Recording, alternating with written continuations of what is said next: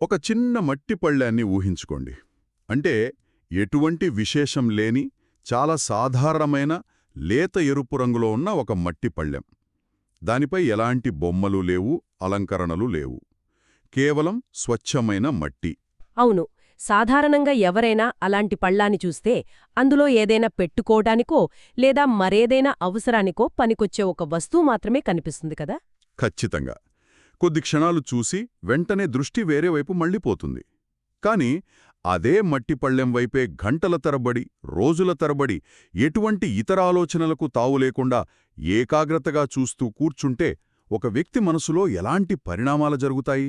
అది నిజంగా ఆలోచించాల్సిన విషయమే. ఎందుకంటే ఆ దృష్టి ఒక గాఢమైన సాధనగా మారినప్పుడు ఖచ్చితంగా ఒక అసాధారణమైన పరిణామం జరుగుతుంది. అంటే బాహ్య ప్రపంచమంతా మెల్లగా కనుమరుగైపోయి ఆ వస్తువు కూడా వస్తువుగా మిగలకుండా ఒక ప్రగాఢమైన కాంతిగా మారే అవకాశం ఉందంటారా? 100% ఉంది. బాహ్య ప్రపంచంలోని శబ్దాలు, దృశ్యాలు, ఆలోచనల అలజడులు అన్నీ పూర్తిగా ఆగిపోతాయి. అప్పుడు మనసు కేవలం ఆ ఒకే ఒక్క సంకేతంపై నిలబడిపోతుంది. ఇది ఒక అత్యున్నత మానసిక పరిణామం. అయితే ఈరోజు మన లోతైన విశ్లేషణలో సరిగ్గా ఇదే అంశాన్ని పరిశీలించబోతున్నాం. త్రిపిటకాలలోని జ్ఞానాన్ని అద్భుతంగా పొందుపరిచిన విముక్తి మార్గ అనే పురాతన గ్రంథాన్ని ఆధారంగా చేసుకుని ఈ చర్చ చేద్దాం. తప్పకుండా. విముక్తి మార్గ అనేది ఒక మార్గదర్శక గ్రంథం మాత్రమే కాదు, మనసులోని అత్యంత లోతైన పొరలను విశ్లేషించిన ఒక శాస్త్రీయ గ్రంథం అని కూడా చెప్పవచ్చు. అవును. అందుకే మన ప్రధాన లక్ష్యమేంటంటే ఈ గ్రంథంలో పేర్కొన్న పఠవీ కసీణ అనగా భూమి ఆధారిత సమగ్ర ధ్యాన పద్ధతి ద్వారా ఒక భిక్షువు తన మనసును ఏ విధంగా అదుపు చేస్తాడో విశ్లేషించడం. నిజమే. ఒక భిక్షువు తన మనసును కేవలం ఒకే ఒక్క మూలకంపై నిలపడం ద్వారా ఎలాంటి అసాధారణ ఏకాగ్రతను పొందుతాడో ఈ గ్రంథం చాలా స్పష్టంగా వివరిస్తుంది. మరి ఆ అదుపు ద్వారా విశ్వవ్యాప్తమైన ఉన్నత స్థితికి ఎలా చేరుకుంటారో కూడా ఇక్కడ అర్థం చేసుకుందాం. అసలు ఈ పఠవికాసిన సాధన గురించి మూల గ్రంథాలలో ఎలాంటి చట్రముంది? దాన్ని ఎలా నిర్వచించారు? ముందుగా ఈ పఠవికాసిన అనే పదానికి అర్థం చూస్తే భూమి అనే సంకేతం ఆధారంగా ఉత్పన్నమయ్యే మనసు అని చెబుతారు. ఇక్కడ మనస్సు అంటే ప్రశాంతమైన, ఎలాంటి మలినాలు లేని అత్యంత స్వచ్ఛమైన చిత్తమనే కదా అర్థం? ఖచ్చితంగా. భూమి అనే భావనపై మనస్సు అత్యంత స్థిరంగా ఉండిపోవడమే దీని ప్రధాన లక్షణం. భూమి అనే సంకేతం ఆధారంగా ఉత్పన్నమయ్యే మనసు అనడం వినడానికి చాలా ఆసక్తికరంగా ఉంది. కానీ నాకొక సందేహం. చెప్పండి, అదేంటో? మనం ఒక వస్తువును చూసినప్పుడు మనసు 100 రకాలుగా ఆలోచిస్తుంది కదా. గతం గురించో, భవిష్యత్తు గురించో, లేదా చుట్టూ ఉన్న వాతావరణం గురించో ఏదో ఒక ఆలోచన వస్తూనే ఉంటుంది. అవును. మనసు సహజంగానే ఒక కోతిలాగా ఒక ఆలోచన నుండి మరో ఆలోచనకు గెంతుతూ ఉంటుంది. ఇది ప్రతి ఒక్కరికి ఎదురయ్యే అనుభవమే. మరి అలాంటప్పుడు ఒక భిక్షువు మనస్సు ఆ మట్టిపళ్ళెం మీద ఎలాంటి కలత లేకుండా ఎలా నిలబడగలదు? విముక్తి మార్గ ఈ ఆచరణను ఎలా వివరిస్తోంది? మీరు అడిగింది చాలా కీలకమైన ప్రశ్న. ఈ స్థితికి చేరుకోవడానికి ముందుగా భిక్షువు ఒక భౌతికమైన మట్టి పళ్ళెం, అంటే గ్రంథాలలోని భాషలో చెప్పాలంటే మండలపై దృష్టి పెడతాడు. అంటే ప్రారంభంలో భౌతికమైన వస్తువు మీదే దృష్టి పెడతారన్నమాట.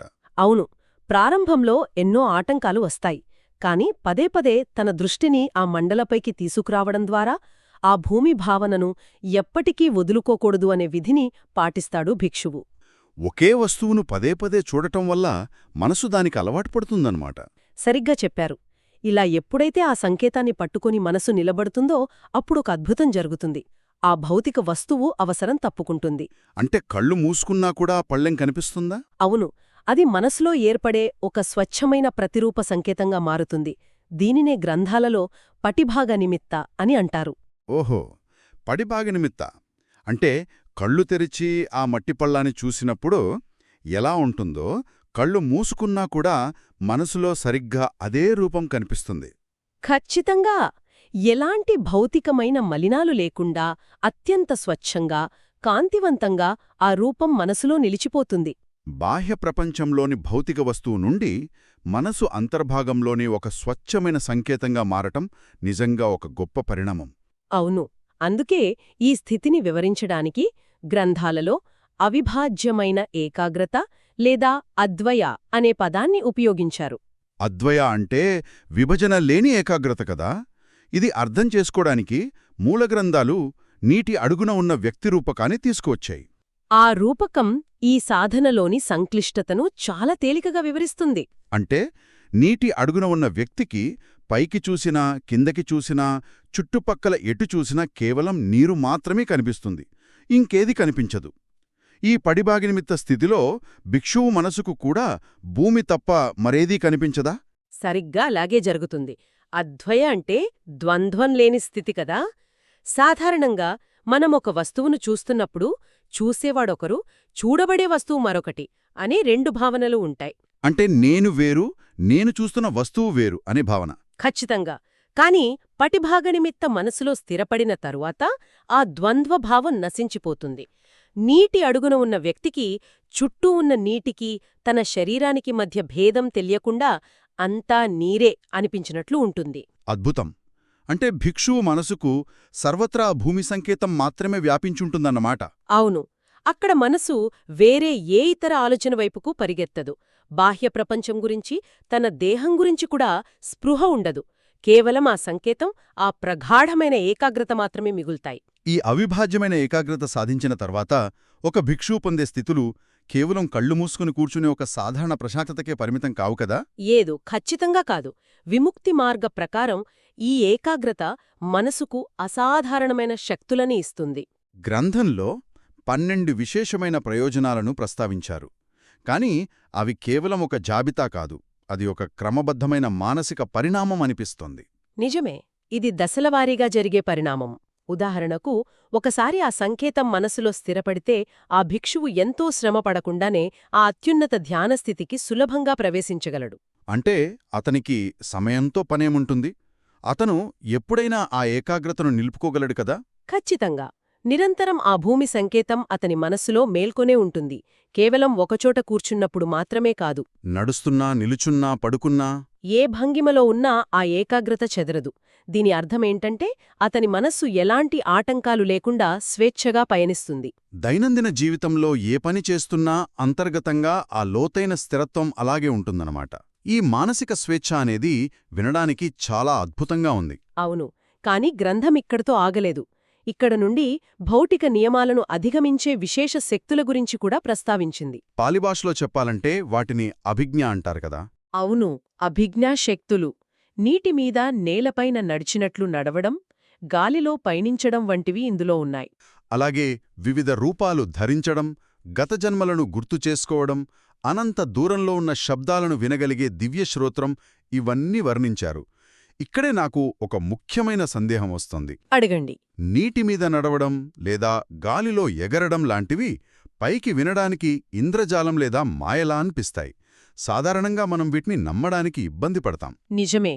సాధారణ దృష్టితో చూస్తే ఎవరికైనా ఇవన్నీ మాయలానే కనిపిస్తాయి. మరి ఒక దృఢమైన మనసు కోణంలో ఈ త్రిపిటకాల అనుసారం మనం వీటి వెనుక ఉన్న యంత్రాంగాన్ని ఎలా అర్థం చేసుకోవాలి? ఇది కేవలం అలంకారప్రాయమైన వర్ణన, లేక దీని వెనుక ఇంకేదైనా లోతైన సూత్రముందా? ఇది ఈ విశ్లేషణలో అత్యంత ప్రధానమైన ప్రశ్న. పాలి గ్రంథాలలోని భాష్యాలను పరిశీలిస్తే ఇది ఇంద్రజాలం కాదని స్పష్టమవుతుంది. అంటే దీని వెనుక ఖచ్చితమైన మూలకాల శాస్త్రం ఉందంటారా? అవును. పబనికసిన సాధ్వ ద్వారా భిక్షువు తన మనసును కేవలం ఏకాగ్రం చెయ్యడు, భూమి మూలకంతో సంపూర్ణంగా విలీనం చేస్తాడు. భూమి యొక్క సహజ లక్షణం ఘనత లేదా దృఢత్వం కదా? అవును. భూమి అంటేనే స్థిరత్వం. ఎప్పుడైతే భిక్షువు మనస్సు ఆ భూమి మూలకంపై సంపూర్ణ ఆధిపత్యాన్ని సాధిస్తుందో, అతను తన చుట్టూ ఉన్న ఏ భౌతిక వస్తువునైనా తన మనసులోని మూలకంతో మార్చగలడు. ఓహో, అంటే ఉదాహరణకు నీటిమీద నడిచే విషయాన్నే తీసుకుందాం. ఆ భిక్షువు నీటిని చూసినప్పుడు అతనికది ద్రవ పదార్థంలా కనిపించదా? కనిపించదు. తన మనసులోని అత్యున్నత ఏకాగ్రత ద్వారా ఆ నీటిపై తను సాధించిన ఘనత అనే భావనను ఆపాదిస్తాడు. అంటే నీరు భౌతికంగా నీరుగానే ఉంటుంది, ప్రకృతి నియమాలు మారవు కదా? మారవు. బయట ఉన్న ప్రకృతి అలాగే ఉంటుంది. కాని భిక్షువు మనసు ఎంత శక్తివంతంగా మారుతుందంటే తన కంటి ముందున్న నీటిమీద భూమికుండే స్థిరత్వాన్ని తన సంకల్పం ద్వారా ప్రసరింపజేస్తాడు. తద్వారా ఆ నీరు అతనికి ఒక నేలలాగే మారుతుంది. సరిగ్గా అర్థం చేసుకున్నారు. ఇది మనస్సుకు మూలకాలపై ఉన్న అదుపనమాట. అది భౌతిక ప్రపంచంపై చేసే మాయ కాదు, మూలకాలపై తన మనస్సు సాధించిన సంపూర్ణ విజయం. భిక్షువు నీటిపై అడుగుపెట్టినప్పుడు అతని మనసులో ఏ సందేహం ఉండదా? ఇసుమంతైనా ఉండదు. కేవలం ప్రగాఢమైన భూమి భావన మాత్రమే ఉంటుంది. అందుకే అతను పడిపోడు. గాలిలో పయనించడం కూడా ఇంతే. తన చుట్టూ ఉన్న గాలిలో తన సంకేతాన్ని ఒక అదృశ్యమైన నేలగా నిర్మించుకుంటాడు. దానిమీద నడుస్తాడు. ఇది నిజంగా మూలకాలను మనస్సు ద్వారా శాసించే అసాధారణమైన ప్రక్రియ. ఇక దివ్యశ్రోత్రం అంటే ఎక్కడో ఉన్న సూక్ష్మ శబ్దాలను వినడం లేదా గత జన్మలను గుర్తు చేసుకోవడం కూడా ఈ ఏకాగ్రత వల్లే సాధ్యపడుతుందన్నమాట. అంటే మనస్సులోని మలినాలు, పరధ్యానాలు పూర్తిగా తొలగిపోయినప్పుడు అది ఎంతో సూక్ష్మమైన ప్రకంపనలను సైతం గ్రహించగలిగే ఒక పరిపూర్ణమైన సాధనంగా మారుతుందన్నమాట. అవును, ఈ వివరణ వింటుంటే మనసు సామర్థ్యం పట్ల ఒక అపారమైన గౌరవం కలుగుతుంది కదా. ఖచ్చితంగా. ఈ క్రమంలోనే భిక్షువు మరణం తర్వాత ఉత్తమ గతిని పొందడం మరియు చివరగా మరణం లేని స్థితికి అనగా బంధాలన్నీ తెగిపోయిన నిర్వాణానికి చేరుకోవడం కూడా జరుగుతుందని గ్రంథాలు చెబుతున్నాయి. అవును, అదే అంతిమ లక్ష్యం. ఇదంతా ఒక చిన్న మట్టిపళ్ళెం మీద మొదలైన సాధన వల్ల సాధ్యపడుతుండటం నిజంగా విశేషం.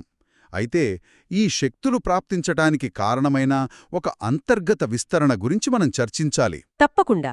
సాధన తీవ్రమయ్యే కొద్దీ ఆ సంకేతం మనస్సులో అనంతంగా విస్తరిస్తుందని గ్రంథాలు వివరిస్తాయి. ఇక్కడ కసిన అనే పదానికి అసలైన అర్థమేమిటో ఒకసారి వివరిస్తారా?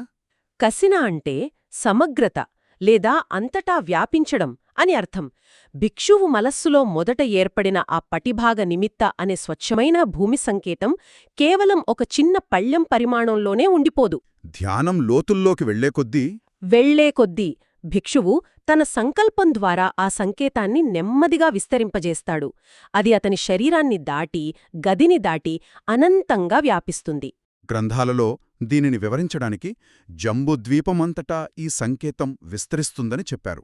జంబుద్వీపమంటే సాధారణంగా మనం పురాతన కథల్లో వినే ఒక భౌగోళిక ప్రదేశం కదా. అవును, యుజీనియా జంబోలానా అనే నేరేడు చెట్టు ఉన్న ప్రాంతం అని అంటారు. కాని ఈ ధ్యాన పరిభాషలో దీనిని కేవలం ఒక ప్రదేశంగా మాత్రమే చూడకూడదు కదా. నిజమే, భౌగోళికంగా అది ఒక ప్రదేశమే అయినప్పటికీ బుద్ధుని బోధనల ప్రకారం జంబుద్వీపమనేది నివాసయోగ్యమైన ప్రపంచమంతటికీ ప్రతీక. అంటే భిక్షువు తన మనసులోని ఆ భూమి సంకేతాన్ని ఈ ప్రపంచమంతటా విస్తరించేలా చేస్తాడనమాట. అవును, ఆ సంకేతం మొత్తం సృష్టిని ఆవహించేస్తుంది. ఎక్కడా ఖాళీ లేకుండా అంతటా ఆ ఒకే ఒక సంకేతం నిండిపోతుంది. అప్పుడు నేను అనే భావనకు, బయట ఉన్న ప్రపంచం అనే భావనకు మధ్య ఉన్న అడ్డుగోడలు బద్దలైపోతాయి. మొత్తం ప్రపంచం అతని మనసులో ఇమిడిపోతుంది కదా. ఈ అనంతమైన విస్తరణ గురించి త్రిపిటకాలలో ఒక అద్భుతమైన పద్యముంది. అవును, ఆ ఉపమానం చాలా లోతైనది. బుద్ధుని సుగుణాలను శ్రద్ధతో తలుచుకున్నప్పుడు ఒక సాధకుడి శరీరమంతా అపారమైన పారవశ్యంతో ఎలా నిండిపోతుందో అదేవిధంగా ఈ సాధనలో కూడా జరుగుతుందని చెప్పారు. ఖచ్చితంగా. పఠవీ కసేన ధ్యానంలో జంబూద్వీపమంతటా వ్యాపించిన ఆ భూమి సంకేతాన్ని చూడటం వల్ల సాధకుడి మనసులో అపారమైన పారవశ్యం ఉద్భవిస్తుంది. గ్రంథాలు దీనిని ఫరణాపీతి అని వర్ణించాయి. నేను దీనిపై కొంత ప్రత్యవేక్షణ చేశాను. మనం సాధారణంగా ఒక అందమైన దృశ్యాన్ని చూసినప్పుడో లేదా మనకు ఇష్టమైన పని జరిగినప్పుడో కొంత సంతోషాన్ని పొందుతాం, కానీ అది బాహ్య పరిస్థితుల మీద ఆధారపడి ఉంటుంది. అవును, మీరు చేసిన ఆ ప్రత్యవేక్షణ చాలా సరైనది. మన దైనందిన జీవితంలోని సంతోషాలు తాత్కాలికమైనవి. ఈ ఫరణాపీతి అనేది దానికి పూర్తి భిన్నమైనది కదా. భిన్నమైనది మాత్రమే కాదు, ఇది బాహ్య ప్రపంచంతో సంబంధం లేకుండా లోపలి నుండి పెల్లుబికే ఒక అనంతమైన ఆనందం. ఫరణాపీతి అంటేనే అంతటా వ్యాపించే పారవశ్యం. అంటే భిక్షు మనస్సులోని భూమి సంకేతం ఎలాగైతే జంబుద్వీపమంతటా వ్యాపించిందో అదేవిధంగా ఈ పారవశ్యం అతని దేహంలోని ప్రతి అణువును ఆవహిస్తుందన్నమాట. అవును, అతని మనస్సులోని ప్రతి కోణాన్ని అది సంపూర్ణంగా ఆవహిస్తుంది. అక్కడ ఎలాంటి వెలితి ఉండదు, దుఃఖానికి చోటుండదు.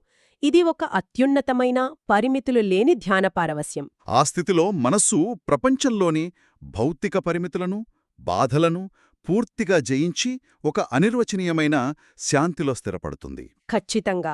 ఇది మనస్సును అత్యంత నిర్మలంగా మార్చే ఒక సాధనంగా పనిచేస్తుంది. ఒక చిన్న మట్టి పల్లెంపై దృష్టి నిలపడంతో ప్రారంభమైన ప్రయాణం మనస్సులో ఒక ప్రతిరూపాన్ని సృష్టించి అది ప్రపంచమంతటా వ్యాపించి చివరకు అత్యున్నత పారవశ్యమైన ఫరణాపీతి ద్వారా విముక్తికి దారితీయడం. నిజంగా ఇది అద్భుతమైన మానసిక శాస్త్రం. అదే ఈ విముక్తిమార్గ గ్రంథం యొక్క సారాంశం. ఏకాగ్రత పెరిగే కొద్దీ మనస్సులోని అడ్డంకులు పూర్తిగా తొలగిపోతాయి. దీనిపై సరైన ప్రత్యవేక్షణ ఎలా చెయ్యాలో ఆలోచిస్తే బాహ్య ప్రపంచం ఎంత పరిమితమైనదో, మన అంతర్గత మనస్సు ఎంత విశాలమైనదో అర్థమవుతుంది. అవును, ఒకే ఒక మూలకంపై సంపూర్ణ ఆధిపత్యం వస్తే మొత్తం సృష్టిమీద అవగాహన వస్తుంది. పఠవీకసిన సాధన అనేది భిక్షువు మనసును ద్వంద్వాలు లేని అద్వయ స్థితికి తీసుకునెళ్లే విధానం. ఈ సంపూర్ణమైన అంకిత భావం మనస్సును అన్ని పరిమితుల నుండి విడిపించి అనంతమైన స్వేచ్ఛ వైపు నడిపిస్తుంది కదా. అవును, ఆ స్వేచ్ఛే అంతిమంగా మరణం లేని స్థితికి, అనగా నిర్వాణానికి మార్గం సుగమం చేస్తుంది. మనం మొదట చెప్పుకున్న అసాధారణ శక్తులు లేదా ప్రయోజనాలు అన్నీ ప్రయాణంలో ఎదురయ్యే మైలురాళ్లు మాత్రమే. అసలైన గమ్యం ఆ పరిపూర్ణమైన విముక్తే. మనం ఈరోజు జరిపిన ఈ సుదీర్ఘమైన, లోతైన చర్చ తర్వాత ప్రారంభంలో మాట్లాడుకున్న ఆ చిన్న మట్టి పళ్ళాన్ని మరోసారి గుర్తు చేసుకుందాం. తప్పకుండా. కేవలం భూమి అనే ఒక సాధారణ మూలకంపై ఎలాంటి విభజన లేని ఏకాగ్రతను ఉంచడం ద్వారా ఒక భిక్షువు తన అంతర్గత ప్రపంచాన్ని, బాహ్య ప్రపంచ భౌతిక నియమాలను సైతం అధిగమించగలిగితే. మనం ప్రతిరోజూ ఎన్నో విషయాలను చూస్తుంటాం. అవును, వందలాది సమాచారాలను గ్రహిస్తుంటాం. కాని దేనిపైనా నిలకడగా దృష్టి పెట్టలేకపోతున్నాం. కనీసమైన ప్రత్యావేక్షణ లేకుండా ప్రతిస్పందనలతోనే జీవితం గడిపేస్తున్నందువల్ల మన మనస్కు మనమే ఇంకెన్ని పరిమితులను సృష్టించుకుంటున్నామో కదా. నిజమే, మన అడ్డంకులను మనమే నిర్మించుకుంటున్నాం. ఏకాగ్రత అసాధ్యాలను సుసాధ్యం చేయగలిగినప్పుడు ఏకాగ్రత లోపం మనల్ని ఎంతగా బంధిస్తుందో అర్థం చేసుకోవాలి. ఈ నిశ్శబ్దమైన సత్యాన్ని అన్వేషించాల్సిన అవసరం ఎంతైనా ఉంది. మరొక ఆసక్తికరమైన మూలగ్రంథ విశ్లేషణంతో మళ్ళీ కలుద్దాం.